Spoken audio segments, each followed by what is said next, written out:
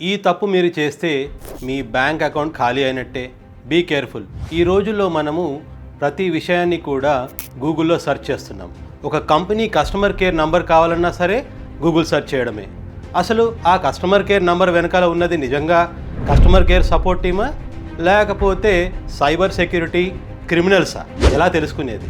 ఇదే మిస్టేక్ హైదరాబాద్కి చెందిన ఒక వ్యక్తి చేశాడు. కోయంబత్తూరులో ఒక car rental company customer care number Google సెర్చ్లో వెతకడం ద్వారా వాళ్ళకి కాల్ చేశాడు.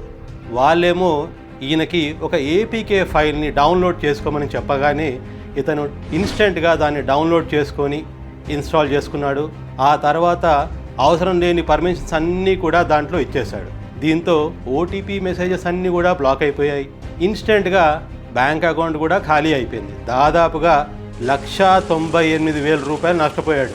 డబ్బులు నష్టపోవడం కాకుండా మనోవ్యాధన కూడా ఆయనకు బాగా మిగిలిపోయింది.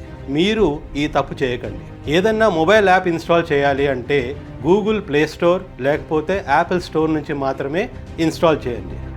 అది కూడా ఇన్స్టాల్ చేసుకునే ముందు డెవలపర్ ఎవరు, దానికి రివ్యూస్ ఎలా ఉన్నాయి, రేటింగ్స్ ఎలా ఉన్నాయి, ఎంతమంది దాన్ని డౌన్లోడ్ చేసుకున్నారు అని పరీక్షించండి.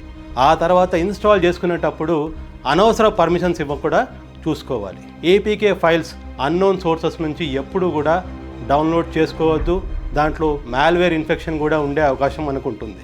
ఇలాంటి మరిన్ని వివరాల కోసం, సైబర్ సెక్యూరిటీ అవేర్నెస్ కోసం మా ఛానల్కి సబ్స్క్రైబ్ చేసుకోండి, ఫాలో కండి.